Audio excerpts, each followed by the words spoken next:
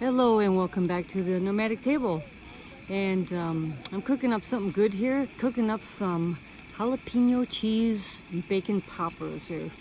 Jalapeno cheese wrapped in bacon. Let's take a look at them, boy. Here. Woo, don't they look good? I'm telling you what. I got one of these little single burner that goes on the propane tank. Yeah, what happened to your fancy little stoves there? Well, this is easy and it's easy to shoot video, and I'm going to, this whole thing is a work in progress. This whole channel is a work in progress.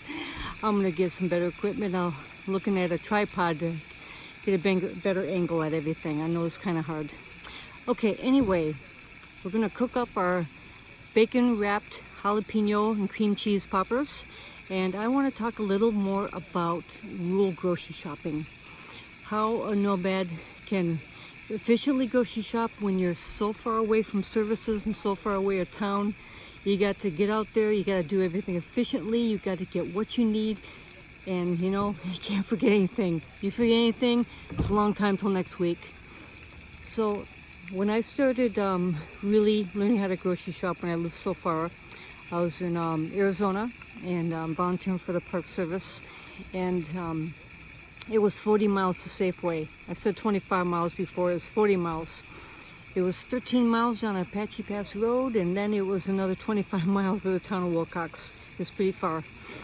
And I had to learn to get everything I needed for that week because I couldn't go until the following week. So everything had to be done really efficiently. So basically, of course, is when you go to grocery shopping and you can only go once a week, what do you need? And maybe you have to go out for 2 weeks. If you've got the storage capacity to store food for 2 weeks, you think, what do I need for 2 weeks?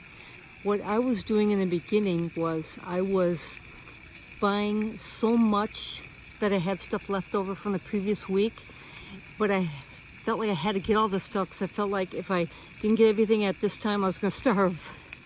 There's going to be no food and I was going to starve. Well, it's not exactly true. Here, let's turn over our poppers. Let's turn this over here for a while so we can turn these poppers over. Gonna cook and talk to y'all at the same time. And hopefully, it won't get dark on us because it is nighttime. It's not hotter than the surface of Venus for a while. Okay, so you look, assess your needs and think, what do you need for the 2 weeks or 1 week, whatever case may be. It got to where I was counting cans. Like if I was going grocery shopping and I had to have enough cans of soup or something, or some vegetables or some fruit to last a week, I made sure I had 7 cans, at least 7 cans of soup, 7 cans of vegetables, 7 cans of fruit, if that's what I ate every day. But I made sure I had enough to get through the week. And if I had enough, if I had like, say I had like, 18 cans of soup, well, you don't need to buy soup again when you go to the store. And fresh stuff, I realize that sometimes, your refrigeration equipment is different. Maybe you're in a cooler, maybe you're going no refrigerator. Getting fresh stuff is going to be a little bit challenging out here. Basically, when you get your fresh stuff, you get enough just so you can just store it, but then use it well. Don't be throwing stuff away. I do too much stuff away, and that's a bad habit. You can live like a king for a while. Eat like a king for a while. Eat all your fresh stuff. Say you go shopping about once every week. You can have all your fresh stuff. Eat through all that. Then when that gets done, say you got 4 days worth of fresh stuff. When that's done, you're down to canned goods for a while, for about 3 days. That's not too bad. It's not too bad for just 3 days. The big thing is don't overbuy one thing and then don't forget anything. Just make a list. When you go, make a list. Don't forget anything. If you don't get your salad and you love your salad greens, it is a long wait until next week. Especially if you're on a work camping job, you can't get to town if you're working or something. It's really imperative that you don't forget something if you really want it. Okay, let's check on those poppers. I'm going to turn you around a bit.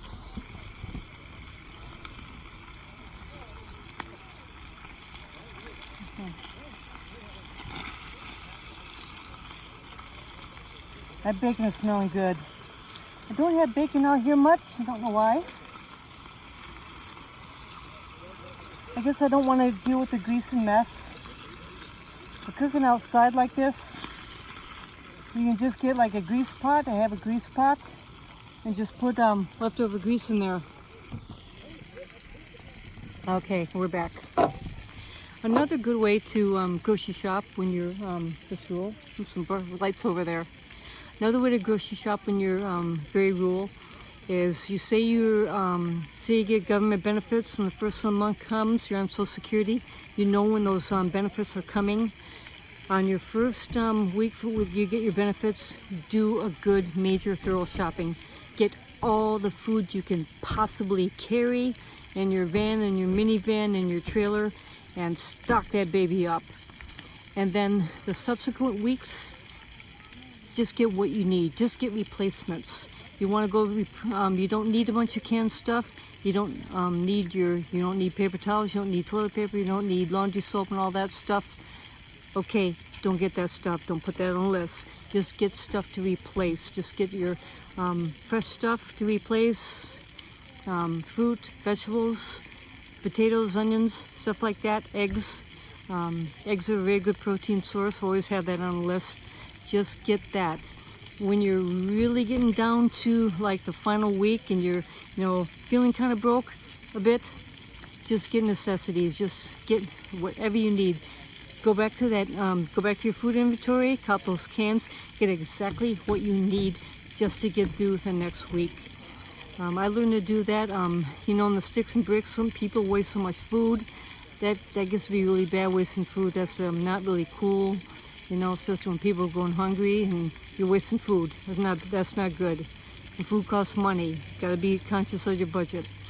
So, inventory your food stock. Make a list.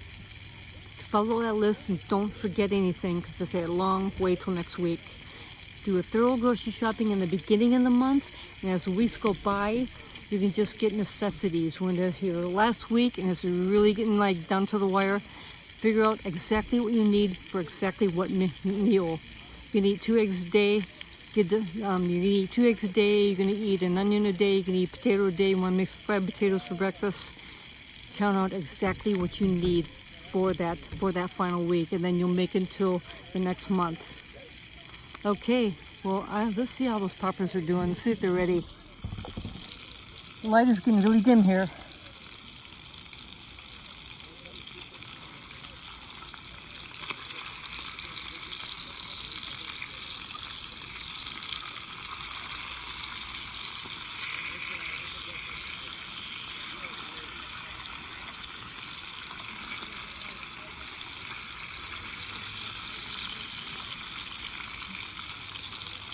Okay.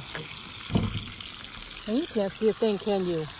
Oh, look at that. That is looking good.